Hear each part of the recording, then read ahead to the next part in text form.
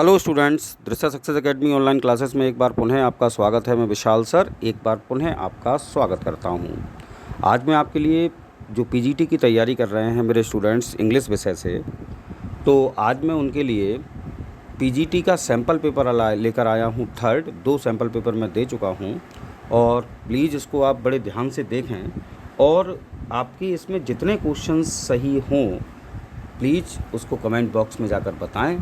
और मैं आपको कह रहा हूं कि इन प्रैक्टिस सेट्स में से ही कई क्वेश्चन आपको आपके एग्ज़ाम में मिलेंगे। तो मैं सीधा वीडियो स्टार्ट करता हूं, बड़ा वीडियो है। तो पहला क्वेश्चन आपका है, what figure of speech has been used in the following lines. नीचे दी गई लाइन्स में फिगर ऑफ स्पीच आपको बतानी है। लाइन सुन लीजिए, even thus last night and now night more I lay and could been the sleep by and strength.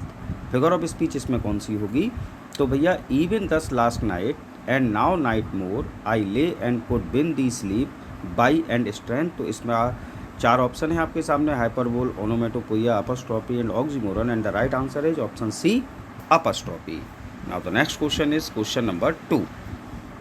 The figure of speech in death lays his icy hands on kings as.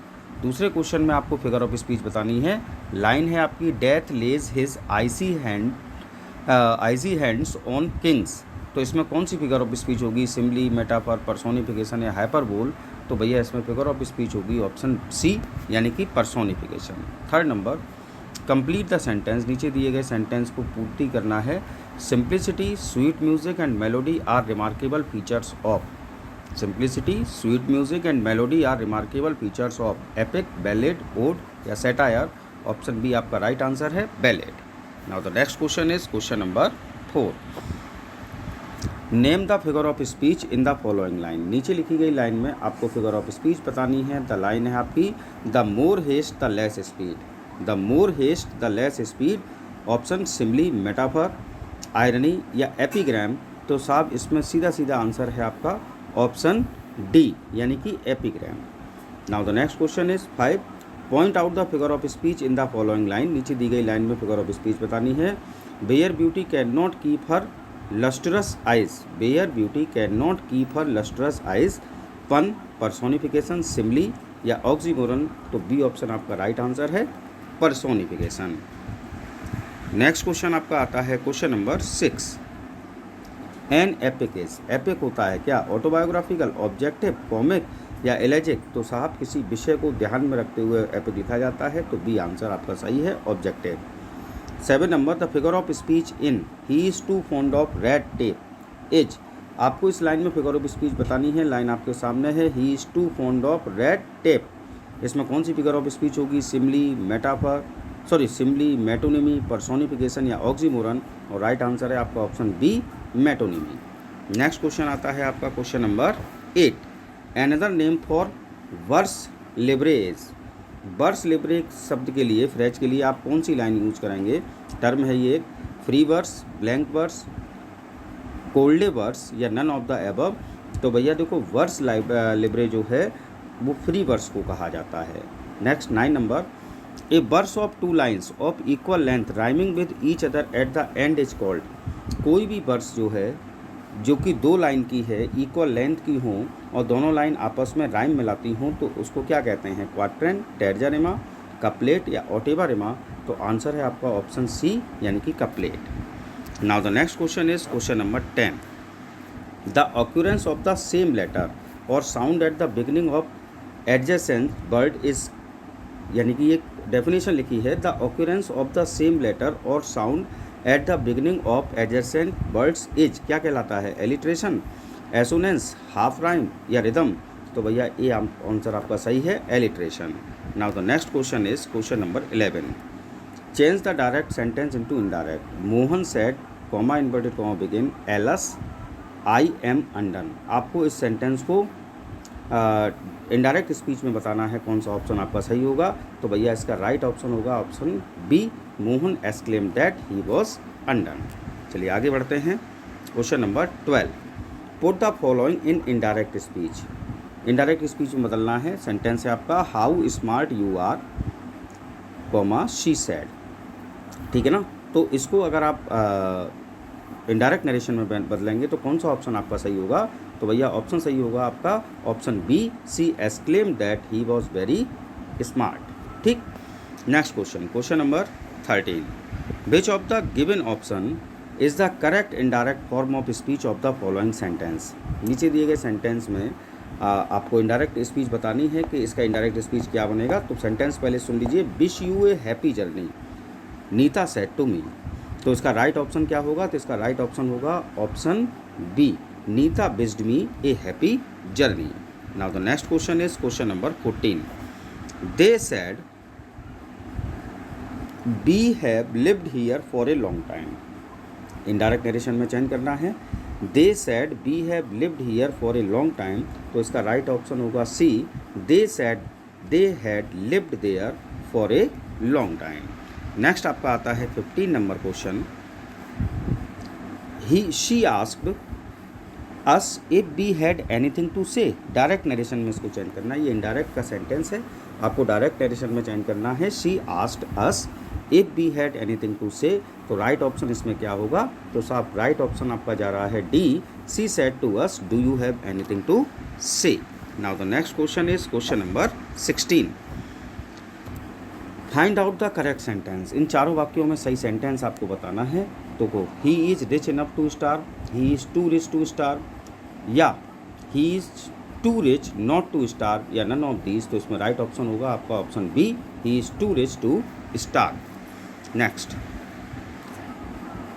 Which of the following sentence is in passive voice. इनमें से कौन सा sentence ऐसा है जो कि passive voice में है? चारों ऑप्शन आपके सामने हैं, always reach the school at time, please bring me a glass of water, let him read a book, या let the salary be given to these clerks. तो भैया यही आपका राइट आंसर है D. Next 18 number, change the voice. Voice change करना है, B may finish the work soon. Active voice का sentence है, पैसिव वॉइस में चेंज करिए, the work may be finish soon, the work might be finish soon, the work might finish soon, या none of the above. तो option A आपका right है, the work may be finished soon. Next question आपका आया 19 number, we can't repair this lock. इस sentence का भी आपको पैसिव में चेंज करना है। तो भैया देखो, we don't know how to repair this lock, nobody can repair this lock, your lock can be repaired, या your lock can't be repaired. तो भैया राइट आंसर है आपका option D, your lock can't be repaired. Now the next question is question number 20। तो भैया 20 number question है, my mother is preparing some delicious dish, change into the passive. My mother is preparing some delicious dish, change into the passive. इस sentence को आपको passive voice में change करना है। Option आपके सामने है, some delicious dish is prepared by my mother, my mother has been preparing some delicious dish. C option आपका है, my mother was preparing some delicious dish, और डी ऑप्शन आपका, some delicious dish is being prepared by my mother. तो आपका यही option सही है, D, some delicious dish is being prepared by my mother. Next आता है 21 number question, to find fault with in one word is, यानी कि इसमें से एक शब्द ऐसा है जिसमें कि कुछ कमी है। तो भैया उस शब्द को आपको पहचानना है। ठीक, क्रिप्टिक, क्रूशिएट, क्रिटिसाइज, या कर्टेल। तो मतलब सॉरी वन वर्ड है ये। आपको ये सेंटेंस लिखा है टू फाइंड फॉल्ट विद, इसको वन वर्ड में क्या कहेंगे? तो भैया इसको कहेंगे क्रिटिसाइज, यानी कि आलोचना करना। ऑप्शन सी आपका राइट आंसर है। 22, substitute the correct idiom for the underline portion of the following sentence. ठीक, सेंटेंस सुनिए, the mixture of religion with politics in India has made a worse state of disorder. ठीक, तो देखिए इसमें क्या करना है, करेक्ट इडियम। तो confusion, worse, confounded, helter skelter, a windfall, या टॉयल एंड मेल। तो भैया इसके लिए राइट जो आपका इडियम आएगा वो होगा option B, helter skelter. Now the next question is question number 23, fair and square क्या मतलब आपको बताना है। सक्सेसफुल, ऑनेस्ट मीन्स ऑनेस्ट या वर्दी। तो ऑप्शन सी आपका राइट आंसर है, ऑनेस्ट, ईमानदार। 24, what does Pandora's box mean. Pandora box का अर्थ आपको बताना है, a process that one began creates many complicated problems, a speech और text in praise of someone, button for summoning help in an imaginary और a musical instrument, तो भैया paradox box जो होता है, ए ऑप्शन सही है। A process that once begun creates many complicated problems. Question number 25, what does the idiom be all and all mean? एक idiom है बी ऑल एंड ऑल, इसका अर्थ आपको बताना है। तो from beginning to end, that which begins well, that which ends well, या the whole and soul. तो भैया बी ऑल एंड ऑल का मीन्स होगा option D, the whole and soul. 26 number, filling the blank with suitable conjunction. आपको सही conjunction लगाना है। Sentence देख लीजिए, look dash you leap, look dash you leap before, after, and या if. तो भैया लुक बिफोर यू लीप, ठीक, ऑप्शन ए आपका राइट आंसर है। चलिए नेक्स्ट पढ़ते हैं। 27 number, complete the sentence with the appropriate verb from the choices given below. आपको एक सही शब्द चुनकर इस खाली स्थान को पूर्ण करना है। सुन लीजिए सेंटेंस क्या है, which is the shortest dash to Delhi. तो रूट की स्पेलिंग ROOT, ROUTE या ROOTS। तो ऑप्शन सी आपका राइट आंसर है, ROUTE, route. 28 number, choose the most appropriate proposition. इसमें सबसे सटीक प्रोपोजिशन कौन सा होगा? सेंटेंस सुनिए, the Indian magpie indulges dash a long flight. तो विद, इन, एट या ऑन। तो भैया the Indian magpie indulges in a long flight, option B आपका राइट आंसर होगा। चलिए आगे बढ़ते हैं। क्वेश्चन नंबर 29, ए गुड जज never gropes dash the conclusion. A good जज never gropes dash the conclusion, to, at, on या for. Option D आपका राइट आंसर है, for. 30 number, fill in the blank, silkworm feed dash mulberry trees. तो इसमें proposition आपको बताना है, at, on, by या आफ्टर। तो भैया silkworm feed on the mulberry trees. तो ऑप्शन बी आपका राइट आंसर है। चलिए भाई आगे बढ़ते हैं। क्वेश्चन नंबर 31, मुझे पता है आपको इनमें से मैक्सिमम क्वेश्चंस के आंसर पता हैं, बिल्कुल सही आप लोग बता पा रहे हैं। A state in which the few govern the many.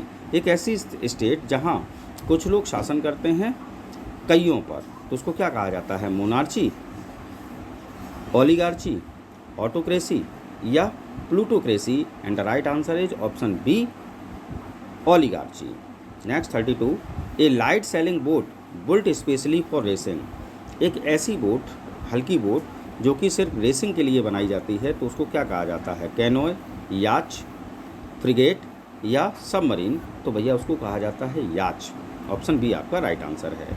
Medical study of skin and it disease, यानी कि स्किन की बीमारियों से संबंधित ज्ञान प्राप्त करना, उसकी बीमारियों से संबंधित ज्ञान प्राप्त करना, उसको क्या कहा जाता है साहब? तो उसको कहा जाता है ऑप्शन सी, डर्मेटोलॉजी। क्या कहा जाता है? डर्मेटोलॉजी। नेक्स्ट आया आपका 34 number, showing respect is best indicated by. यानी अगर ये फ्रेज आपके सामने लिखा है शोइंग रेस्पेक्ट, तो इसके लिए सबसे सटीक शब्द कौन सा होगा? रेस्पेक्टेबल, रेस्पेक्टफुल, रेस्पेक्टिव या रिसेप्शन। तो भैया ऑप्शन बी आपका राइट आंसर है, respectful. 35 number, which of the following words is miss spelled. इनमें कौन सा शब्द ऐसा है जिसकी स्पेलिंग सही नहीं है? तो कन्विंस, याच, इंडिस्पेंसिबल या कॉन्शियस। तो भैया स्पेलिंग डी की गलत है, कॉन्शियस होता है और यहाँ स्पेलिंग गलत लिखी है। चलिए next 36, the correct spelling is. इसमें आपको ये पहचानना है करेक्ट स्पेलिंग कौन सी है। तो देखिए रेमिनेसेंट एक शब्द होता है, उसके लिए स्पेलिंग पूछी जा रही है, कौन सी सही स्पेलिंग है? और राइट आंसर है आपका ऑप्शन डी, REMINISCENT। चलिए आगे बढ़ते हैं। Question number 37, the correct spelling is. सही स्पेलिंग आपको बतानी है अकोमोडेट शब्द के लिए। तो अकोमोडेट शब्द की सही स्पेलिंग है ACCOMMODATE, ऑप्शन ए आपका राइट आंसर है। 38, द करेक्ट स्पेलिंग इज। इन चारों में आपको करेक्ट स्पेलिंग बतानी है और शब्द लिखने की कोशिश की गई है क्लोरोफिल। तो भैया क्लोरोफिल की स्पेलिंग होती है CHLOROPHYLL, ऑप्शन बी आपका राइट आंसर है। नेक्स्ट आपका 39 number, the correct spelling is. इन चारों में से आपको करेक्ट स्पेलिंग बतानी है। फार्मास्यूटिकल शब्द की स्पेलिंग है, तो भैया फार्मास्यूटिकल शब्द की अगर हम स्पेलिंग की बात करें, सही राइट स्पेलिंग, तो फार्मास्यूटिकल की सही स्पेलिंग आपकी होगी PHARMACEUTICAL, यानी कि ऑप्शन ए आपका राइट आंसर है। 40 number, choose the correct spelled word. इसमें भी आपको करेक्ट स्पेलिंग बतानी है। सिमेट्रिकल शब्द की स्पेलिंग है और सिमेट्रिकल की सही स्पेलिंग होती है SYMMETRICAL, बी ऑप्शन आपका राइट है। चलिए आगे बढ़ते हैं। 41 number, choose the correct meaning of the word caravan. Caravan शब्द जो है, कैरवन, उसका सही अर्थ आपको बताना है। तो डिसऑनेस्ट, कोवर्डली, डार्क या स्लेविश, तो ऑप्शन बी आपका राइट आंसर है, कोवर्डली। नेक्स्ट आगे बढ़ते हैं हम। 42 नंबर, एक शब्द है परपेचुअल। तो परपेचुअल का अर्थ क्या होता है? रिजिड, होली, इटर्नल या रूड। तो भैया परपेचुअल शब्द का अर्थ होता है इटर्नल। क्या होता है? Eternal. 43 number, the synonym for bona fides. Bona fide जो है उसके लिए क्या सिनोनिम होगा? ऑनरेबल, जेन्युइन, वेल मेड या रेम्यूनरेटिव। तो भैया इसके लिए राइट ऑप्शन जो है वो आपका जाएगा, राइट आंसर आपका है इसका ऑप्शन बी, यानी कि जेन्युइन। बोनाफाइड के लिए जो सही शब्द होगा आपका, बिल्कुल तो करेक्ट मीन्स उसका सिनोनिम, तो वो होगा आपका जेन्युइन। नेक्स्ट क्वेश्चन है आपका क्वेश्चन नंबर 44, सीथे सजेस्ट्स। क्या है? सीथे सजेस्ट्स। तो क्या होता है? स्पिल, कैच, ड्राई या बॉयल। तो भैया देखो, सीथे शब्द जो है उसका अर्थ होता है बॉयल या पकाने के संबंध में जब हम कोई बात करते हैं, तो इसलिए इसमें राइट आंसर है आपका ऑप्शन डी, यानी कि बॉयल। नेक्स्ट क्वेश्चन आपका आता है, द सिनोनिम फॉर इनेट इज। इनेट शब्द का सिनोनिम आपको बताना है। INNATE लिखा हुआ है। तो देखो, इनेट जो होता है उसका मतलब होता है जन्मजात, सहज, नेचुरल। ठीक, ये इसके मीन्स होते हैं। तो इसमें देख लीजिए कौन सा आ रहा है, अनफीलिंग, ईयरली, क्लेवर या इनबॉर्न। तो भैया देखो, इसमें इनबॉर्न आ गया है, जन्मजात, तो यही इसका राइट आंसर है। नेक्स्ट आगे बढ़ते हैं क्वेश्चन नंबर 46 पर, द एंटोनिम ऑफ अनइम्पेंसिबल। अनइम्पेंसिबल शब्द जो है, सॉरी, अनइम्पेकेबल शब्द जो है उसका अर्थ आपको बताना है। तो सॉरी, एंटोनिम बताना है, अपोजिट बताना है। तो अनइम्पेकेबल शब्द जो है उसका जो अपोजिट होगा आपका, तो ऑप्शन जो बी है वो आपका राइट आंसर है, और वो है ब्लेम वर्दी। क्या है? Blameworthy. 47 number, the antonym of belligerent is. Belligerent शब्द का बेलीग्रेंट शब्द जो है उसका एंटोनिम आपको बताना है। तो भैया बेलीग्रेंट शब्द का एंटोनिम, बेलीग्रेंट मीन्स होता है, आप कह सकते हैं गुस्सेल, ठीक, गुस्से से भरा हुआ, तो इसको आप कह सकते हैं ऑप्शन बी राइट आंसर है, peaceful. Next, give the correct antonym of the word prodigal. Prodigal शब्द का करेक्ट एंटोनिम आपको बताना है, आर्डन, एक्स्ट्रावेगेंट, फ्रूगल या लिबरल। तो भैया ऑप्शन सी आपका राइट आंसर है, frugal. Next, the antonym of genuine is. Genuine शब्द का आपको एंटोनिम बताना है, ब्यूटीफुल, अगली, ब्रेव या स्पूरियस। ठीक, तो इसका राइट ऑप्शन आपका होगा ऑप्शन डी, आपका राइट आंसर है बिल्कुल इसका, spurious. Next 50 number, which of the following words is the antonym of the word auspicious. इनमें से कौन सा शब्द ऐसा है जो कि ऑस्पिशियस का एंटोनिम है? ऑस्पिशियस शब्द जो होता है इसका मतलब होता है मांगलिक या मुबारक। तो भैया इसका एंटोनिम क्या होगा? तो इसका एंटोनिम होगा ओमिनस, क्योंकि ओमिनस शब्द जो है इसका अर्थ होता है अमांगलिक या अशुभ। ठीक, चलिए आगे बढ़ते हैं। 51 number, count Greffi is a character in हेमिंगवेज।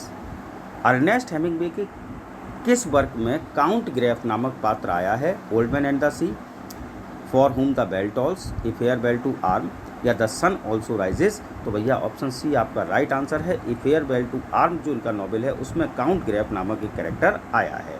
52, who among these is called a home spun philosopher. इनमें से किसको होम स्पन फिलोसफर कहा जाता है? अर्नल्ड को, रॉबर्ट फ्रॉस्ट को, राजा राव को या वॉल्ट विटमैन को। तो राइट आंसर है आपका ऑप्शन बी, रॉबर्ट फ्रॉस्ट जी को।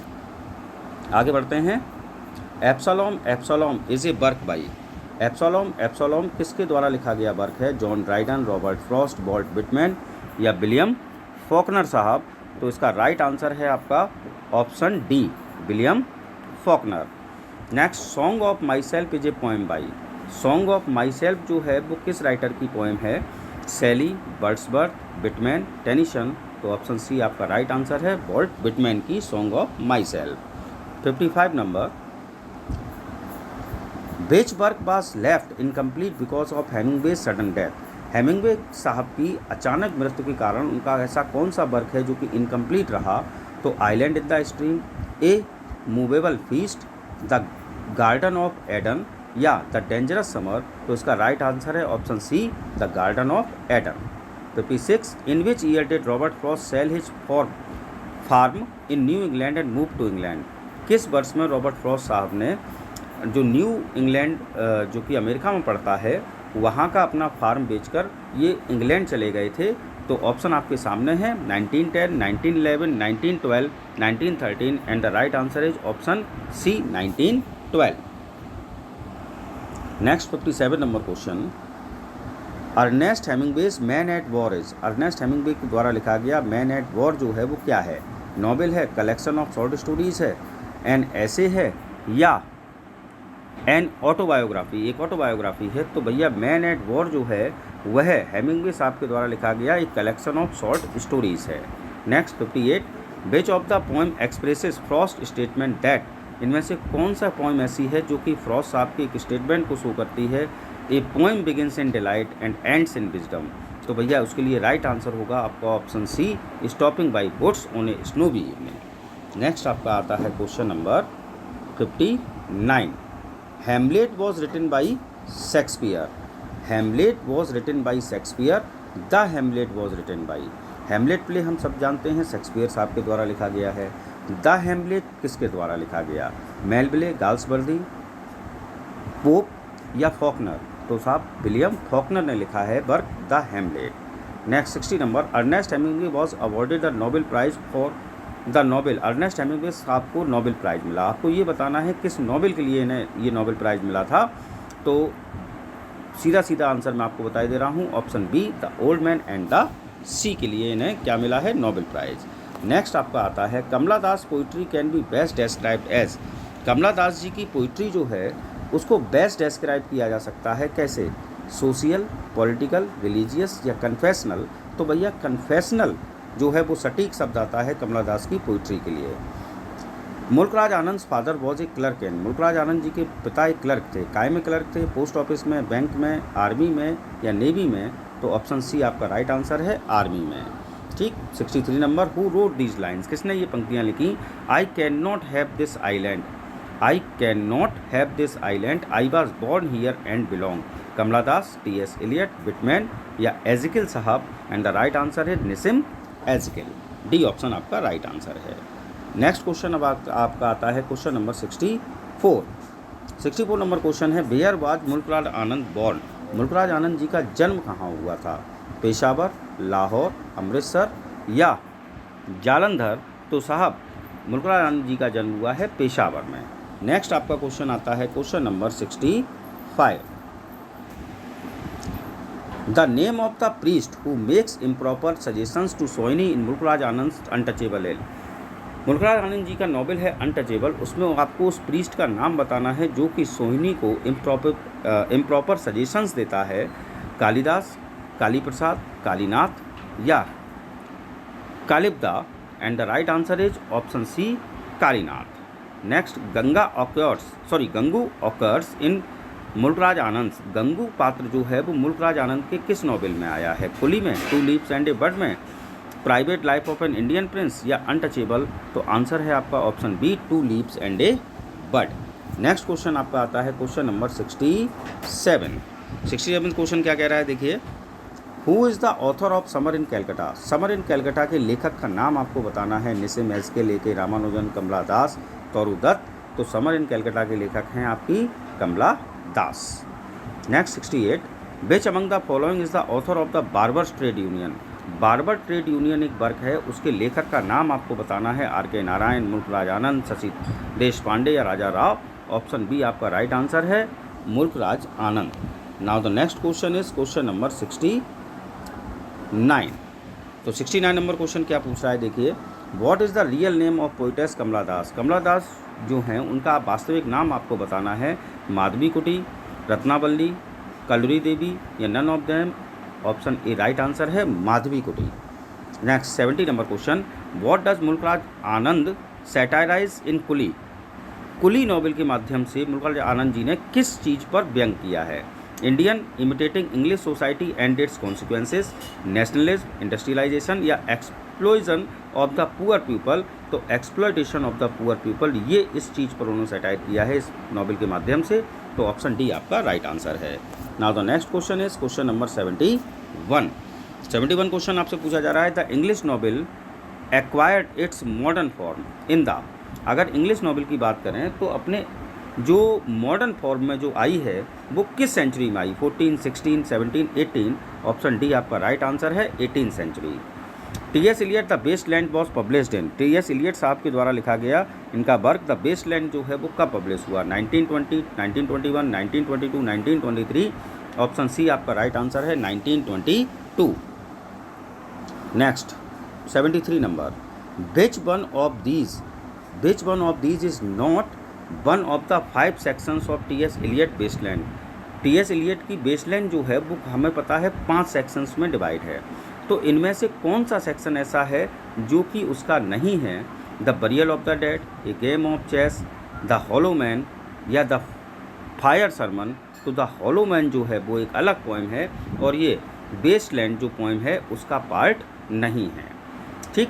Next question 74, which of the following is not a drama by Eliot. इनमें से ऐसा कौन सा ड्रामा है जो इलियट साहब ने नहीं लिखा है? तो सीधा मैं आपको राइट आंसर दे रहा हूँ, option A Ash Wednesday. Next 75, T S. Eliot migrated to England from. T S. Eliot साहब माइग्रेट कर गए थे इंग्लैंड को, कहाँ से गए थे पर वो? यूएसए से, फ्रांस से, जर्मनी से या कनाडा से? तो भाई टी.एस. इलियट साहब अमेरिकन बॉर्न हैं और यूएसए से ये इंग्लैंड में माइग्रेट हुए थे। Next question number 76, who said poetry is not a turning loose of emotion but escape from emotion. ये बात किसने कही? कई बार इससे ये क्वेश्चन पूछा गया है कि poetry is not a turning loose of emotion but escape from emotion. ये बात किसने कही? शेक्सपियर ने, कीट्स ने, इलियट ने, अर्नल्ड ने। तो राइट आंसर है आपका ऑप्शन सी इलियट साहब ने। Next 77 number, the best poems of Matthew Arnold are. Matthew Arnold साहब की बेस्ट पोइम्स कौन सी हैं? लिरिक्स हैं, ओट्स हैं, एलेजीज हैं या सोनेट्स हैं? तो अर्नोल्ड साहब जाने जाते हैं अपने जो उन्होंने क्रिटिकल वर्क दिया है उसके लिए और साथ ही साथ अपनी एलेजीज़ के लिए। तो ऑप्शन सी आपका राइट आंसर है। नेक्स्ट क्वेश्चन आपका आ गया है 78 नंबर। क्वेश्चन आपसे पूछा जा रहा है, the number of paragraphs Tennyson's in memoriam.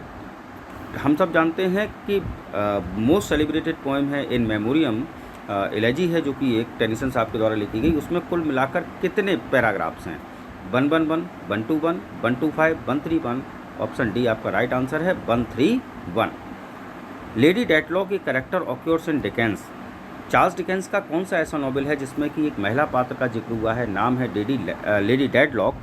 तो Bleak House, a Tale of Two Cities, Hard Times या पिकविक पेपर्स? तो भैया इसका राइट आंसर जो है वो है आपका option A Bleak House. Now the next question is question number 80, which one was Hardy's first serial novel. आपको पहला हार्डी साहब का सीरियल नॉवेल बताना है। A pair of blue eyes, the trumpet major, the woodlander या far from the madding crowd? तो option A आपका right answer है a pair of blue eyes. 81 number question, for the last 30 years of his life Thomas Hardy did not right. अपने जीवन के अंतिम 30 वर्षों में थॉमस हार्डी ने क्या नहीं लिखा? शॉर्ट स्टोरी नहीं लिखी, नॉवेल्स नहीं लिखे, पोइम्स नहीं लिखी या प्लेज नहीं लिखे? तो थॉमस हार्डी मोस्टली जाने जाते हैं काय के कारण? नॉवेल्स के कारण।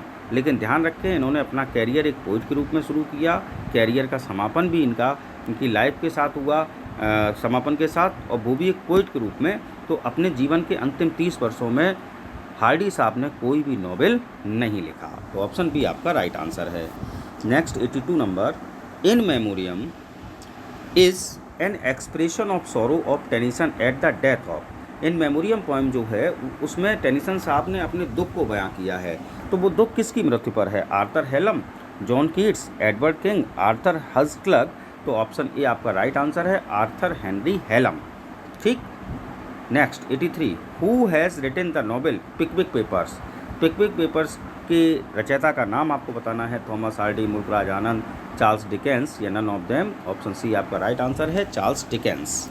नेक्स्ट आता है आपका question number 84, the dynasts is Thomas Hardy's. The डायनेस्ट work जो है वो थॉमस हार्डी का है। क्या है? नॉवेल है, ऑटोबायोग्राफी है, लिरिक है या वर्स ड्रामा है? तो ऑप्शन डी आपका राइट आंसर है, वर्स ड्रामा है। 85, the protagonist of great expectation is. Great expectation जो नॉवेल है उसके प्रोटैगोनिस्ट यानी मुख्य पात्र का नाम आपको बताना है। Boz, Pip, David, Oliver. Option B आपका राइट आंसर है, Pip. Next question number 86, the possess the natural simplicity of Wordsworth, the fantasy of Coleridge, the melody of Keats and Shelley, the narrative vigor of Scott। ये बात किसने कही? ठीक, मतलब किसके लिए कही गई? जॉन मैन्सफील्ड के लिए, एल्फ्रेड टेनिसन के लिए, रॉबर्ट ब्राउनिंग के लिए या विलियम बटलर ईट्स के लिए? तो भैया ये बात कही गई है एल्फ्रेड टेनिसन के लिए कि उनमें वर्ड्सवर्थ जैसी सिंप्लिसिटी, कोलरिज जैसी फैंटेसी, मेलोडी की बात की जाए तो कीट्स और शैली की तरह थी, और नैरेटिव पावर की अगर बात करें तो जेम्स स्कॉट की तरह है। ठीक। Next, break break break was written on the death of. Break break break poem जो है लॉर्ड एल्फ्रेड टेनिसन की, वो किसकी मृत्यु पर लिखी गई? John Keats, William Wordsworth, Leigh Hunt या आर्थर हेलम? तो भैया D option, Arthur Hallam. Next आपका आता है question number 88, Bathsheba is the heroine of. Thomas Hardy का एक नॉवेल है जिसमें कि बाथशेबा हीरोइन के रूप में दिखाई गई है। आपको नॉवेल का नाम बताना है। तो बाथशेबा जो है वो far from the madding crowd जो नॉवेल है हार्डी साहब का, उसकी हीरोइन है। Next, Matthew Arnold's Rugby Chapel commemorates. Rugby Chapel जो उनका वर्क है मैथ्यू अर्नोल्ड साहब का, उसमें किसकी मृत्यु को ध्यान में रखते हुए उन्होंने उसको लिखा है? The death of his father, the death of his friend, the death of a girl, the death of his relative. तो ऑप्शन ए आपका राइट आंसर है। रग्बी चैपल में उन्होंने अपने पिता को याद किया है। Next 90 number, let knowledge grow from more. Let knowledge grow from more to more but more of reverence in us dwell. In which poem of Tennyson do we find the above coated line. Tennyson साहब की किस poem में ऊपर दी गई coated line है? फिर से line सुन लीजिए, let knowledge grow from more to more but more of reverence in us dwell. Ulysses, Morte d Arthur, in Memoriam या लॉक्सली हॉल? तो भैया राइट आंसर है आपका option C, in Memoriam. Next question, who considered Wordsworth as a high priest of nature. किसने William Wordsworth को high priest of nature की संज्ञा दी, consider किया? तो डी क्विंसी, कोलरिज, शैली या मैथ्यू अर्नल्ड? तो हाई प्रीस्ट ऑफ नेचर जो है वो अर्नल्ड मतलब वर्ड्सवर्थ साहब को कहा है मैथ्यू अर्नल्ड साहब ने। नेक्स्ट क्वेश्चन आपका आता है, the year dash was the culminating point in Keats career. John Keats के कैरियर का एक टर्निंग पॉइंट आप कैसे कह सकते हैं? कौन सा वर्ष है? 1817, 1818, 1819, 1821? तो भैया ऑप्शन सी आपका राइट आंसर है, 1819, क्योंकि 1819 में इनकी 6 जो प्रोमो कोट्स हैं उनका पब्लिकेशन हुआ है, और जिस कारण से आज भी हम जॉन कीट्स को इतनी शिद्दत के साथ पढ़ते हैं। 93 number, in which of the following शैली सपोर्ट्स बाइगेमी। अपने कौन से वर्क में शैली साहब ने बाइगेमी का को सपोर्ट किया है? तो भैया ऑप्शन आपका है सामने आपके, एडोनिस, एपिस्टिडियन, एलस्टर या प्रोमीथियस अनबाउंड? तो ऑप्शन डी आपका राइट आंसर है, प्रोमीथियस अनबाउंड में। 94, who has written Ruth. Ruth नामक वर्क के लेखक कौन है? मिल्टन, गाल्सवर्दी, शेक्सपियर या वर्ड्सवर्थ? ऑप्शन डी आपका राइट आंसर है, विलियम वर्ड्सवर्थ। नेक्स्ट क्वेश्चन अब आपका आता है 95, who dropped the first stanza of Keats dropped the first stanza of one of his odes, it was from. Keats साहब ने अपनी एक ओड ऐसी है जिसको पब्लिक कराने से पहले उसका पहला स्टेंजा हटा दिया था। आपको उस ओड का नाम बताना है। तो भैया ऑप्शन सी आपका राइट आंसर है, ओड टू मेलनकली। क्या आंसर है? Ode to Melancholy. ठीक। Next 96, where did Shelley settle and wrote his poetry. Shelley साहब किस देश में जाकर सेटल हो गए थे, किस स्थान पर, और उन्होंने अपनी आप कह सकते हैं बेस्ट पोइम्स वहाँ लिखी? तो भैया आंसर है आपका डी, पीसा में। 97 शैली wrote a pamphlet at Oxford. शैली साहब ने ऑक्सफोर्ड के दिनों में एक पैम्पलेट लिखी थी, नाम था the necessity of atheism. By home was he inspired, उस समय वह किससे प्रभावित होकर उन्होंने ये द नेसेसिटी ऑफ एथीज्म लिखी थी और जिस कारण इन्हें ऑक्सफोर्ड से निकाल भी दिया गया था। तो आंसर है बेटा ह्यूम। तो ये किससे प्रभावित थे? ह्यूम साहब से ये प्रभावित थे। ठीक, next 98 number, willing suspension of disbelief is a phrase coined by. Willing suspension of disbelief, ये फ्रेज किसने दिया? Dryden, Coleridge, Eliot, Arnold. Option आपका बी राइट है, एस.टी. कॉलरिज साहब ने ये फ्रेज दिया है, willing suspension of disbelief. 99 who wrote the poem Endymion. Endymion poem के रचनाकार का नाम आपको बताना है, पोइट का नाम बताना है। P B. Shelley, John Keats, Lord Byron, William Wordsworth. Option B आपका राइट आंसर है, John Keats. Now the next question is question number 100। The poetry of romantic revival is a revolt against. अगर हम romantic revival की poetry की बात करें तो ये एक विद्रोह है। तो विद्रोह काय के खिलाफ है? Base of country life, bondage of classical rules of poetic diction, gravity of governmental sections या beauty of verbal and written English. तो भैया राइट आंसर है आपका option B, bondage of classical rules of poetic diction. 101 the title of Shelley's incomplete dream allegory is. आपको Shelley साहब के एक incomplete dream allegorical work का नाम बताना है। तो ऑप्शन आपके सामने है, मॉन्ट ब्लैंक, रिवॉल्ट ऑफ इस्लाम, हेलस या ट्रिम्फ ऑफ लाइफ। तो ऑप्शन डी आपका राइट आंसर होगा, the triumph of life. Now the next question is question number 102। John Keats died of. John Keats की मृत्यु कैसे हुई थी? कॉलरा, कंजप्शन, टाइफॉइड या रेनल फेलियर। तो ऑप्शन बी आपका राइट आंसर है, कंजप्शन के कारण। 103 शैलीज पोएम एडोनिसेज। शैली साहब के द्वारा लिखी गई पोएम एडोनिस है, क्या है? बैलेड है, ओड है, इडियल है या एलेजी है? तो साहब एडोनिस जो है वो एक एलेजिक पोएम है जो कि शैली साहब ने कीट्स के लिए ऊपर लिखी है। Next, who use the epithet gentle hearted Charles for Charles Lamb. किसने चार्ल्स लैम्ब के लिए एक फ्रेज दिया, एपिथेट दिया, जेंटल हार्टेड चार्ल्स? वर्ड्सवर्थ ने, कीट्स ने, ब्राउनिंग ने या कॉलरिज ने? ऑप्शन डी आपका राइट आंसर है, कॉलरिज साहब ने। नेक्स्ट क्वेश्चन आपका आया question number 105। Which of the following essays is not written by Charles Lamb. इनमें से कौन सा ऐसे चार्ल्स लैम्ब के द्वारा लिखा गया नहीं है? तो भैया मैं सीधा आपको आंसर दिखाता हूँ, ऑफ स्टडीज़ जो है वो फ्रांसिस बेकन के द्वारा लिखा है, चार्ल्स लैम्ब के द्वारा लिखा हुआ नहीं है। 106 who wrote the poem the triumph of life. The triumph of life की रचनाकार का नाम बताना है। तो शैली अभी आया था, कौन सा शैली साहब का जो dream allegorical work incomplete work है तो वो भी द ट्रिम्फ ऑफ लाइफ उस तरीके से भी याद करें और ऐसे भी ध्यान में रखें कि द ट्रिम्फ ऑफ लाइफ के लेखककार कौन है? तो भैया शैली साहब। नेक्स्ट क्वेश्चन आता है आपका 107। Who has written the essay the old benchers of the inner temple. The old benchers of the inner temple के ऐसे के लेखक, एसेस्ट का नाम बताना है। Hazlitt, Bacon, Charles Lamb, Matthew Arnold. Option C आपका राइट आंसर है, Charles Lamb. Next question अब आपका आया question number 108। Which of these travel poems belong to William Wordsworth. इनमें से कौन सी ट्रैवल पोएम्स ऐसी है जिसका संबंध विलियम वर्ड्सवर्थ साहब से है? तो भैया देखो, descriptive sketches, sketches of nature या सी ऑप्शन है sketches of natural, civil and political state of Switzerland या डी ऑप्शन है a vivid sketches and picture of our time. तो भैया सीधा सीधा आंसर आप ध्यान रखें, डिस्क्रिप्टिव स्केचेस जो है वर्क विलियम वर्ड्सवर्थ का वो उनकी ट्रैवल पोएम्स हैं। ठीक है, next question number 109। Which pseudonym was adopted by Lamb for his essays.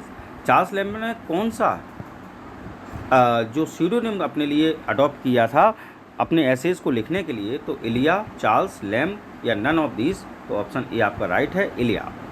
Question 110। Every great poet is a teacher or the words by. प्रत्येक महान पोइट जो होता है वो एक टीचर होता है। ये सब किसके हैं? शैली के हैं, कीट्स के हैं, बायरन के हैं, वर्ड्सवर्थ के हैं। तो ऑप्शन डी आपका राइट आंसर है, विलियम वर्ड्सवर्थ के ये शब्द हैं। नेक्स्ट 111। Complete the sentence. आपको सेंटेंस पूर्ण करना है। Shakespeare has written historical plays. Shakespeare साहब ने ऐतिहासिक प्ले लिखे हैं, हिस्टोरिकल प्लेस लिखे हैं। संख्या आपको बतानी है 4, 6, 7, 8। ऑप्शन बी आपका राइट आंसर है 6। 112। In which play of Shakespeare does Adam appear? Shakespeare साहब का ऐसा कौन सा प्ले है जिसमें कि एडम नामक पात्र आया है? तो भैया सीधा सीधा मैं आपको आंसर बता दे रहा हूँ, ऑप्शन है आपका B, as you like it. ठीक, next question, question number 113, what could be the tragic flaw in Hamlet? Hamlet का ट्रेजिक फ्लॉ क्या हो सकता था? नोबेल, एडिपस कॉम्प्लेक्स, या वॉल्टनिंग एम्बिशन, या नन ऑफ दीज? तो भैया राइट आंसर आपका आ जा रहा है option C, vaulting ambition. Next आपका आता है question number 114, Stratford on Avon is the place where Shakespeare born, where it is located? Shakespeare साहब का जन्म हम सबको पता है स्ट्रेटफोर्ड ऑन एवन में हुआ है। आप कहीं आपको अपॉन एवन भी मिलेगा, कंफ्यूज ना हो, एक ही बात है। तो शेक्सपियर साहब का जन्म वहाँ हुआ, तो वो कहाँ लोकेट है? बर्कशायर में, लंदन में, ससेक्स में, या एडनबर्ग में? तो भैया बर्कशायर जो स्थान है वहाँ लोकेटेड है Stratford on Avon. Next question आता है 115, कंप्लीट द सेंटेंस। आपको सेंटेंस कंप्लीट करना है। The Globe theatre was burn down in, Globe theatre जो शेक्सपियर ने बनवाया शेक्सपियर का थिएटर था, वो कब जलकर राख हो गया? तो ऑप्शन सी आपका राइट आंसर है 1613, 1613 में। चलिए आगे बढ़ते हैं। Who is known as the poet's poet? किसको कवियों का कवि कहा जाता है? John Milton, John Dryden, Edmund Spenser, या टी.एस. एलियट? ऑप्शन सी आपका राइट है, एडमंड स्पेंसर। नेक्स्ट आया, our bodies are our gardens to which our wills are gardeners, the above words from the speech of? ये शब्द जो हैं वो किसके स्पीच से लिए गए हैं? Our bodies are our gardens to which our wills are gardeners? तो भैया ऑप्शन बी आपका राइट आंसर है, यानी कि यागो। नेक्स्ट क्वेश्चन आता है, Hermia is a character in Shakespeare's? Hermia नामक पात्र शेक्सपियर के किस प्ले में है? A midsummer night's dream, Romeo and Juliet, two gentleman of Verona, या मैरी वाइफ्स ऑफ विंडसोर? तो ऑप्शन ए आपका राइट आंसर है, a midsummer night's dream में। Next, what is the literary name of the age of Shakespeare? Shakespeare साहब किस साहित्यिक युग से संबंध रखते हैं? ऑप्शन सी आपका राइट आंसर है, एलिजाबेथन एज। नेक्स्ट आपका आता है question number 120, sir Toby belch is a character in Shakespeare? Toby belch नामक पात्र जो है वो शेक्सपियर साहब के किस प्ले में आया है? Hamlet, Twelfth Night, Macbeth, Othello? Option B आपका राइट आंसर है, Twelfth Night. 21, who is the heroine in Shakespeare the Tempest? The Tempest play जो शेक्सपियर का है उसकी हीरोइन का नाम बताना है आपको, वियोला, पोर्शिया, मिरेंडा, या बेट्राइस? तो ऑप्शन सी आपका राइट आंसर है, मिरेंडा। नेक्स्ट क्वेश्चन आपका आता है 122, which play of Shakespeare is regarded as the tragedy of overlapping ambition? Shakespeare साहब का कौन सा ऐसा प्ले है जो को ट्रेजेडी ऑफ ओवरलैपिंग एम्बिशन जिसको कहा जाता है? King Lear, Macbeth, Hamlet, Othello? तो सीधा सीधा आंसर है option B, Macbeth. 123, in which country is the story of Othello set? अगर ओथेलो प्ले की बात करें तो वह किस कंट्री की कहानी दिखाई गई है? डेनमार्क की, वेनिस की, ग्रीक की, इंग्लैंड की? तो ऑप्शन बी आपका राइट आंसर है, वेनिस की। 124, who called Shakespeare an upstart crow? Shakespeare को किसने अपस्टार्ट क्रो का नाम दिया है? Ben Jonson, Christopher Marlowe, Robert Greene, या थॉमस लॉज? ऑप्शन सी आपका राइट आंसर है, रॉबर्ट ग्रीन। लास्ट क्वेश्चन आज की वीडियो का, one of the characters of Shakespeare has been called the fourth witch, she is? Shakespeare साहब की एक पात्र ऐसी है जिसको कि फोर्थ विच की संज्ञा दी गई है, वह पात्र कौन है? तो ओफेलिया, लेडी मैकबेथ, एमिलिया, या जूलियट? ऑप्शन बी आपका राइट आंसर है, लेडी मैकबेथ। तो भैया देखो, मैंने आज के इस वीडियो में आपको 125 बहुत ही महत्वपूर्ण क्वेश्चंस को छांटकर मैंने आपके लिए ये वीडियो बनाया है। अंत तक आपने मेरा वीडियो देखा, इसके लिए बहुत बहुत धन्यवाद। और मुझे पूर्ण आशा है आपको मेरा वीडियो बहुत पसंद आया होगा। और यदि आपको मेरा वीडियो पसंद आया हो तो प्लीज़ लाइक, कमेंट और शेयर अवश्य करें। और यदि आप पहली बार मेरे चैनल पर आए हैं तो प्लीज़ चैनल को सब्सक्राइब करें और बेल आइकन बटन दबाना ना भूलें, जिससे कि आपके पास नोटिफिकेशन सबसे पहले पहुंच सके। और मैं एक बात और आपसे कहना चाहूँगा, मैं आपसे कोई पैसा नहीं लेता हूँ, कुछ नहीं लेता हूँ, फ्री में मैं आपको पढ़ा रहा हूँ, अपनी कोशिश कर रहा हूँ कि आपको साथ अच्छा हो। इसके बाद तुरंत टीजीटी की वैकेंसी फिर आ रही हैं, एलटी की भी वैकेंसी आ रही हैं, और मैं उसकी भी आपको इसी प्रकार से तैयारी कराऊंगा। बस आप मेरे चैनल को अधिक से अधिक लोगों तक पहुंचाएं और प्लीज़ मेरे फॉलोअर्स को बढ़वाएं। Thank you so much. जय हिंद, जय भारत।